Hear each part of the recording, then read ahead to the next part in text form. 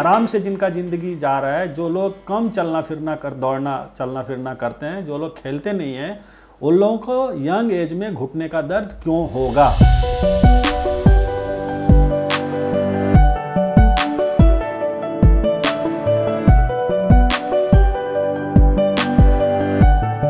नमस्कार, मैं डॉक्टर अमरीश कुमार झा। अभी तक मेरा मैक्सिमम वीडियो बांग्ला और इंग्लिश में आया है, तो मैं सोच रहा हूँ कि घुटने का problem which is very common, हम सबको किसी न किसी पॉइंट ऑफ टाइम में, be it young patients, elderly patients, हर किसी को घुटने का इशूज होता है। और इसलिए मैं एक हिंदी में आप लोगों के सामने एक घुटने का ओवरऑल स्पेक्ट्रम लेके आ रहा हूँ। क्या क्यों होता है, क्या करना है, कैसे इससे बचना है, और अगर हो गया तो फिर क्या ट्रीटमेंट है। वैसे ये बहुत बड़ा टॉपिक है, इसको just to make it understandable in brief मैं इसको 2-3 भाग में डिवाइड कर रहा हूँ। एक, घुटने का दर्द इन यंग पेशेंट्स। सपोज 25 साल, 30 साल, 35 साल के उम्र में घुटने का दर्द है, नंबर 1। नंबर 2, घुटने का दर्द इन यंग पेशेंट्स वो are involve in sports activity, जो लोग फुटबॉल खेलते हैं, क्रिकेट खेलते हैं, कबड्डी खेलते हैं, उन लोगों का। और पहला वाला पार्ट था जो लोग सेडेंट्री लाइफस्टाइल लीड करते हैं, उन लोगों का। और थर्ड ग्रुप होगा हमारा कि घुटने का दर्द उन लोगों में जिनका उम्र 40-45 से ऊपर हो गया है। तो coming to the first part, knee pain in young patients who are not involved in sports activity, sedentary life, जो आराम से जिनका ज़िंदगी जा रहा है, जो लोग कम चलना फिरना करते हैं, जो लोग खेलते नहीं हैं, उन लोगों को यंग एज में घुटने का दर्द क्यों होगा। पहला ये इशू है। अगर आप ऑफिस में काम करते हैं और आपको लाइफस्टाइल बहुत हेक्टिक नहीं है, फिर भी अगर आपको घुटने का दर्द हो रहा है, तो आपको 2 चीज़ देखना होगा। या तो आपके पोस्चर में कोई प्रॉब्लम है, या फिर आपके मसल्स के वीकनेस के कारण आपके जॉइंट के ऊपर ज़्यादा थ्रस्ट पड़ रहा है, या जो जॉइंट के ऊपर जो स्ट्रेस पड़ रहा है उसको आप विथस्टैंड नहीं कर पा रहे हैं, नंबर 1। तो वर्क रिलेटेड ऑर्थोपेडिक प्रॉब्लम्स में, जिसको हम लोग आर्गोनोमिक्स भी कहते हैं, ये ऑफिस सिंड्रोम का एक पार्ट है। जब आपका चेयर बहुत नीचे हो और आप अचानक से नीचे चेयर से, लो चेयर से उठने जाते हैं, तो घुटने पे जो प्रेशर पड़ता है वो ग्रेजुअली एक्यूमुलेटिव स्ट्रेस के कारण आपका घुटने का दर्द हो सकता है।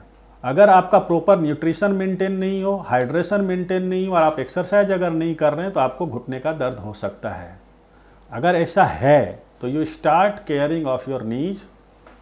आपको रेगुलर बेसिस पे एक्सरसाइज करना पड़ेगा, आपको रेगुलर बेसिस पे अब पोस्चर केयर करना पड़ेगा। And if you are suffering from knee pain, if otherwise healthy, थोड़ा anti inflammatory medicine, ice packs लेकर के once the pain subsides you have to continue exercises, number 1।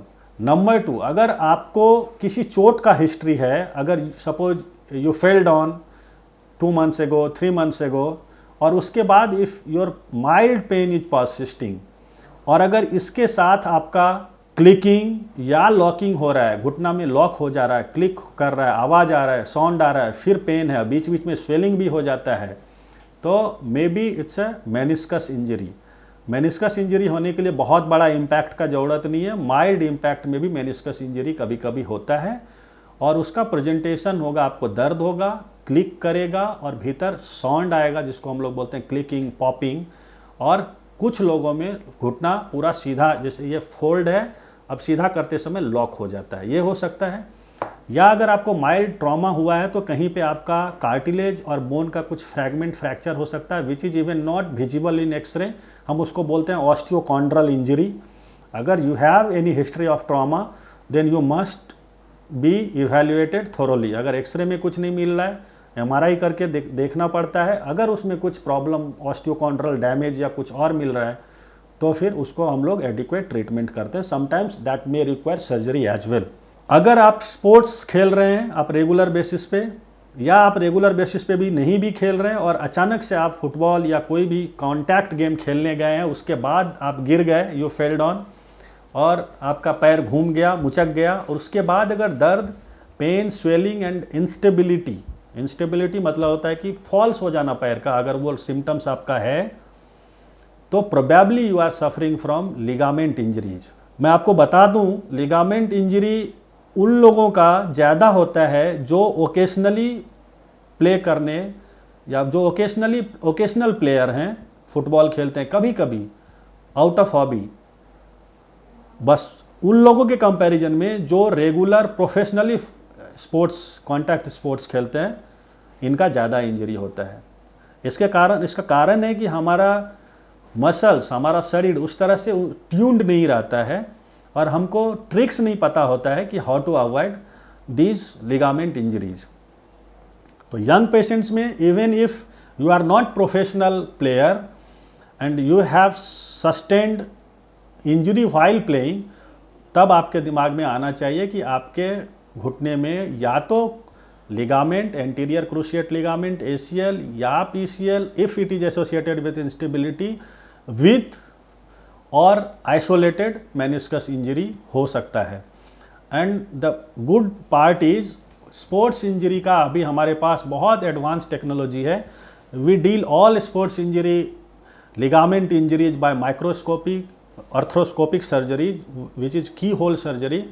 Don't worry for that. If you have sustained injury, आपको early इसका treatment कराना पड़ेगा। क्यों? अगर आप डिले करते हैं ट्रीटमेंट में तो मेनिस्कस इंजरी, जैसे ये यहाँ पे मैं दिखाया हूँ, मेनिस्कस इंजरी के कारण बार बार फ्रिक्शन होने से ये कार्टिलेज पार्ट, देखिए मैं डेमो में दिखाते दिखाते मेरा ये कार्टिलेज ये उठ गया, jelly like thing. So just imagine कि हमारा अगर मेनिस्कस इंजरी है तो यहाँ पे फ्रिक्शन के कारण, या फिर अगर ACL इंजरी है तो बार बार इंस्टेबिलिटी के कारण, मेरे और वीडियो में भी इसके बारे में डिटेल में बोला हुआ है, you can just watch those videos to understand it better. तो उसके कारण आपका ये कार्टिलेज डैमेज होना शुरू होगा, और ये कार्टिलेज डैमेज अगर होता है तो we all know, in cartilage damage in any form, be it traumatic, be it degenerative, उसको हम लोग आर्थराइटिस बोलते हैं। और ये वंस द आर्थराइटिस शुरू हो गया तो फिर आपका ये सीवियर फॉर्म में कन्वर्ट हो सकता है, एंड बहुत जल्दी आपके जॉइंट का कंडीशन ख़राब हो सकता है, आपका पैर डिफॉर्म्ड हो सकता है, और फर्दर आपका ट्रीटमेंट डिफ़िकल्ट हो सकता है। तो क्या करना है, जो जस्ट एट ठीक समय पे आपको डॉक्टर को कंसल्ट करना है, और आपके लिगामेंट और मेनिस्कस इशूज को ट्रीट करना है to prevent severe form of arthritis. अगर कोई प्रोफेशनल स्पोर्ट्स प्लेयर है तो उनका लिगामेंट इंजरी होने के बाद, या ओकेशनल जो लोग हैं जिनका अदरवाइज प्रोफेशनली नहीं खेलते हैं, उनका भी लिगामेंट इंजरी होने के बाद we always advise for, in cases of ACL injury, हम लोग ACL रिकन्स्ट्रक्शन करते हैं, नया करके ACL बनाते हैं। और मेनिस्कस इंजरी होने से इसका अलग सेशन है हमारा कि क्या करते हैं, वहाँ से हम लोग मेनिस्कस को रिपेयर करते हैं in most of the cases, और कभी कभी अगर इरिपेरेबल होता है तो उसको हम लोग बैलेंसिंग करते हैं। और बिलीव मी, ये बहुत ही सक्सेसफुल सर्जरी है, इससे रिजल्ट, आउटकम, अल्टीमेट आउटकम बहुत अच्छा होता है। तो इग्नोर करने वाली कोई बात नहीं है, आपको अपने प्रॉब्लम के हिसाब से सॉल्यूशन, कस्टमाइज्ड सॉल्यूशन खोजने के लिए आपको एक्सपर्ट ऑर्थोपेडिक सर्जन से कंसल्ट करना है। Because this is a burning issue in young patients, इसलिए दिस इज मोर इम्पॉर्टेंट।